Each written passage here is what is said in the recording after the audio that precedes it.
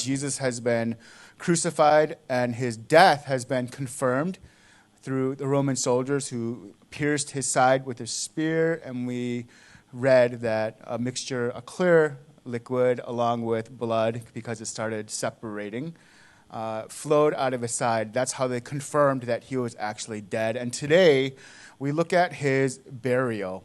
These acts might not seem that important, but they are very important for what John's audience is facing. At the time that he is writing, there are a bunch of heresies going on throughout the church, and one of them is that Jesus just appeared to be a man, and Jesus also just fainted. He appeared dead, but he wasn't really. Well, that makes no sense because that's what the Roman soldiers were testing for. If you just appear to be dead and you get thrust in the side with a spear, then that's going to wake you up. You're going to react to that. And also, we saw the separation of body fluids begin to happen. Today, we also have the death and burial, the record of it. He didn't fake his death. He didn't faint, and then, as we're going to see in future weeks, have the strength to wake up and push the rock out of the way and just hide in the cave, hide from the soldiers and all that, get out. That's not what happened. Today, this is why we have a record of his actual burial. And so let's start reading from verse 38, chapter 19, the Gospel of John. Later, Joseph of Arimathea asked Pilate for the body of Jesus. Now, Joseph was a disciple of Jesus, but secretly, because he feared the Jewish leaders. With Pilate's permission, he came and took the body away. All right, so who is this Joseph that we're talking about? And actually, we just sang, he was in the song that we just sang. But this Joseph was a member of the Sanhedrin. If you remember, the Sanhedrin is basically the highest court in the Jewish government system. It's the Jewish Supreme Court. This is the same Sanhedrin that in the Gospels, they got together and they said, we need to do away with Jesus. So in previous chapters, they said it was predetermined that they would execute Jesus, the same Sanhedrin that Joseph is a part of. Now, Joseph was opposed to this decision, which makes sense since he is a disciple, secretly at least, of Jesus. We see in Matthew and other Gospels that Joseph was also a wealthy man, and that's how he had access to the tomb that Jesus would eventually be laid in. The Bible in Luke also refers to this Joseph as a good and upright man, and that is high praise. It's not to say sinless, but the general direction of this Joseph of Arimathea's life, the Bible describes him as good. The Bible describes him as an upright man. So it seems to me, as a member of the Sanhedrin, the Jewish Supreme Court, he was trying to do the right thing. Generally speaking, he would try to make judgments that are correct, that are fair, that are honoring to everyone involved, especially God. Joseph, as we saw, and this is important, was also a secret follower of Jesus. We read because he was afraid of some of the other Jewish leaders. So this is who Joseph is. The scene between Joseph and Pilate happened like this. Now, Pilate probably knew this Joseph because he probably had to interact with him on government official matters, such as the crucifixion of Jesus Christ. So Joseph used his position of influence, his government position, his high rank there, to ask Pilate for a favor, and it is a favor. He asked Pilate for the body of Jesus Christ. This was an unusual request because typically those who were crucified, especially for insurrection, specifically for insurrection, which is the charge against Jesus, their bodies were left on the cross to slowly decay, and the animals would pick at it, and it would be a reminder of anyone who passed by, man, this is a horrible way to die. This is a horrible reminder of what will happen if you decide to rebel against Rome as well. They're just left up there. But Joseph, he asks Pilate for this favor, and Pilate grants it. Now, backing up a little bit, the Jews, they typically had family tombs. And these tombs were usually man-made caves, and there would be several family members who were buried, not at the same time typically, but they would place the body in the tomb and wrap it in linens and spices. After that body was laid in the tomb and the decay process would finish, it would just be bones. Now, the reason they use, it's not to mummify them. It's to cope with the smell that would happen in that area. So they would wait for the decay of the body and then eventually come back with what's called an ossuary, a box. And in that box, they would put the bones in it, and then they would take the box of bones and place it on a shelf somewhere in the cave. And then let's say another family member passes, that process would be repeated over and over again. So this is what typically happens in the Jewish ritual of death and burial. Except, again, those who were executed for insurrection. Because even the Jews, in their mindset, they didn't want to defile the other family members' remains by placing someone who was executed shamefully in that same family tomb. Even with that, their remains are kind of this public graveyard for criminals outside of the city. That's typically what would have happened, and it's probably what should have happened to Jesus if everything just went the way it normally went. Pilate grants this very unusual request to Joseph because Pilate probably, we know through the text, Pilate believes Jesus was innocent all along. Pilate was trying to get Jesus freed, trying to prevent his crucifixion to some degree. He knew he was innocent all along. But I personally think, and I hope you agree with me, that this is worse then.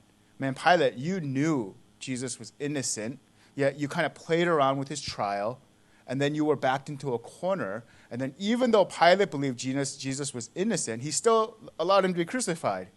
That's what happened. And so I think when Joseph asked this favor, Pilate, feeling some guilt, granted it. This is not what typically would have happened. In verse 39, moving on, he, Joseph, was accompanied by Nicodemus, the man who earlier had visited Jesus at night. Nicodemus brought a mixture of myrrh and aloes, about 75 pounds. Taking Jesus' body, the two of them wrapped it in the spices and strips of linen. This was in accordance to the Jewish burial customs, or in other words, not the Egyptian ones, right? So while Joseph is taking care of the legal process of procuring Jesus' body, Nicodemus was taking care of the burial process according to the Jewish customs.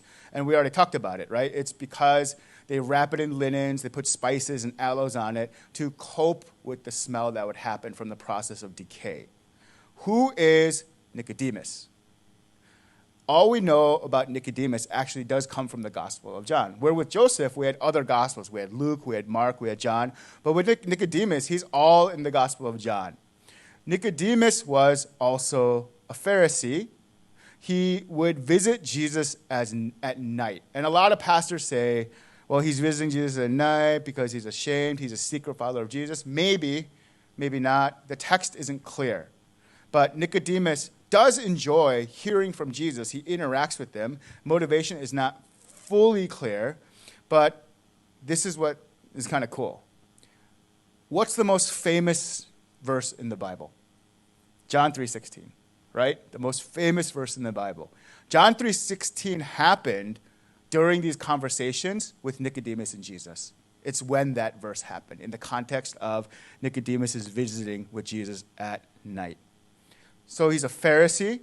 He enjoys hearing from Jesus, possibly a secret follower, probably a secret follower like Joseph. And, I don't know if you know this or not, Nicodemus is also a member of the Sanhedrin, right? He's also a member of the Jewish Supreme Court. And I'd be willing to bet that when they were discussing in previous chapters what to do with Jesus, that, we need to get rid of this guy. He's a threat to our way of life. Because of him, Rome is going to come in and crush us. It's better that one man dies, that all of us die. When they decided to execute Jesus, get him, I'm pretty sure these conversations, Nicodemus and Joseph were quietly trying to shift the conversation, but they're outnumbered.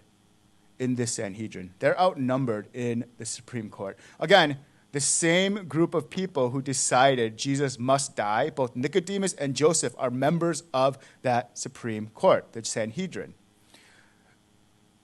Nicodemus, specifically in John chapter 7, he said that he's the one that during this conversation said, listen, you guys are condemning Jesus without hearing his defense. That was what he said. But the rest of the guys, the rest of the Sanhedrin, they just ignored him, of course, because the majority of the Sanhedrin already made up their mind. They're going to get this Jesus fellow. They're going to execute him. Time is running out. We saw the timeline of Jesus' trial and crucifixion. And Joseph and Nicodemus, they're trying to get him buried because the day of preparation is coming up, the Sabbath day. In verse 31, at the place where Jesus was crucified, there was a garden. And in the garden, a new tomb in which no one had ever been laid. Because it was the Jewish day of preparation, and since the tomb was nearby, they laid Jesus there. They are definitely running out of time because the Jews consider sundown the next day. So as soon as the sun goes down, that is the Sabbath. And if the Sabbath happens, then they can't do any work. Now, the text always just says Joseph and Nicodemus, but they had servants with them too, since they were both probably affluent. So it's not literally them. They have other people helping them too. They have other people and servants helping take the body off the cross. They have other people and servants probably wrapping it with spices and laying it in the tomb. There's other people besides them, but Joseph and Nicodemus are the focus of our passage today. And they are very, very rapidly running out of time as the Passover is rapidly approaching. So they're like, what are we going to do? We need to get Jesus' body buried. And that's when Joseph says, I have a family tomb, and it's nearby.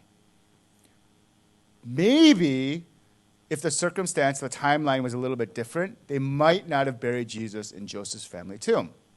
But since it's close and they're running out of time, that's what they decide.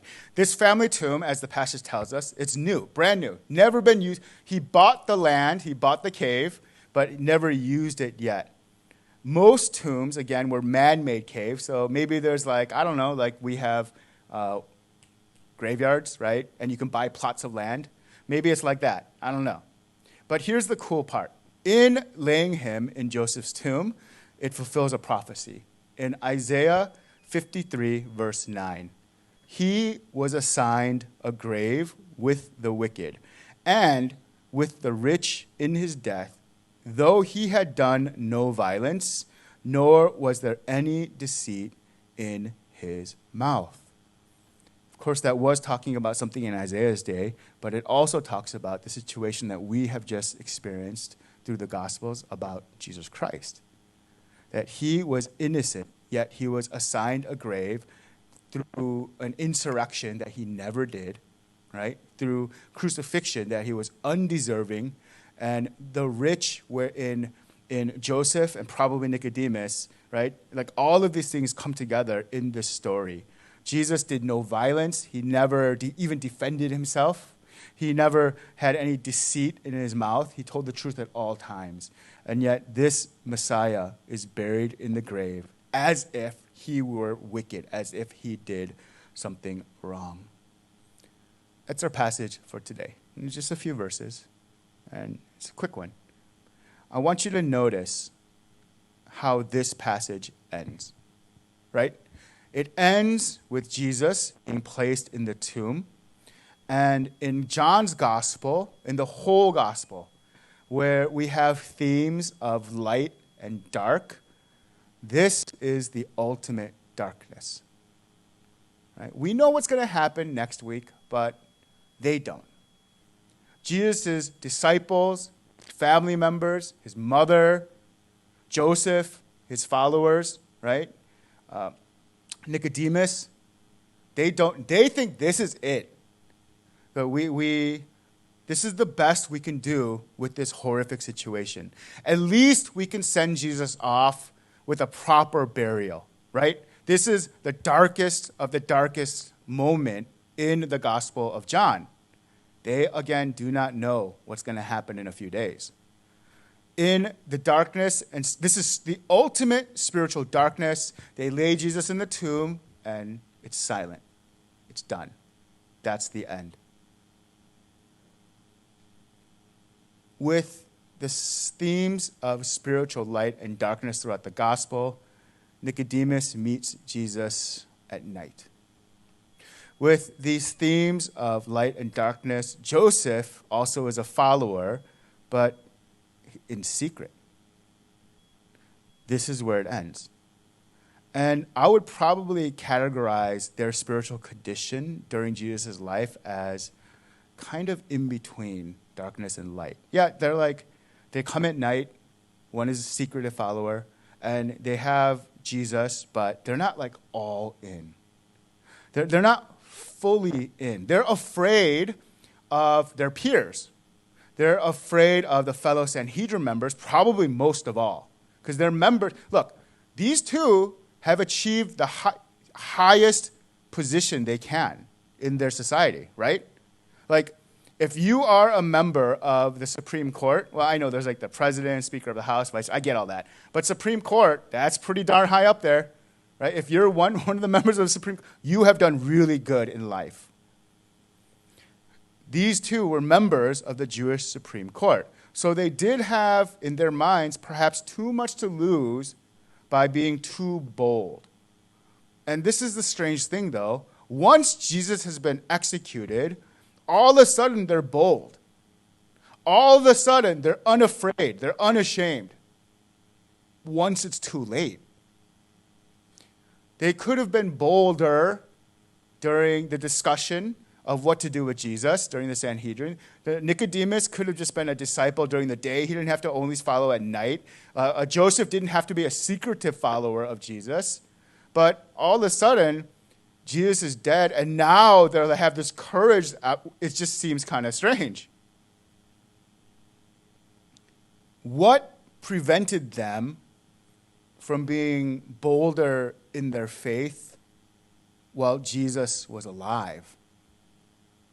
Like trying to put our minds like how they were thinking. What prevented them from being more? And I have to putting myself in their shoes and just trying to figure out. I bet they have so many regrets, right? Like we were secret followers of Jesus, and now he's gone. And man, we wasted so much time. They have regrets. This is too often true of us as well. Like, we don't truly recognize what should be prioritized in our life until there's some huge life event or until it's too late. Right? Like, man, like for me, should have called my mom more, right? There's things that we don't realize until it's too late. But it doesn't have to be that way. When our lives on earth are finished and we stand before God, what will our thoughts be? Like, what will we be thinking? What will we have? I don't mean regrets in terms of it'll be like awesome, right? We'll be in God's presence, the perfect fellowship and all that. But when we reflect upon, if you're lucky, 80, 90 years in this world, like what will the regrets be? What will the major regrets be? And the thing of it is, since we have time today and we have time tomorrow, our days are numbered, but we don't know how many, why don't we work backwards?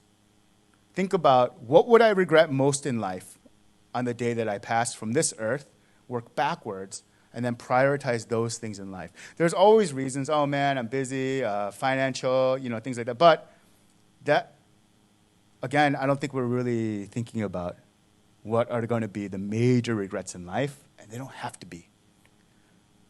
We can say, man, when my life's over, I had a good life, lived a good life. I tried everything I could have. I failed, but I had victories. We have to think backwards.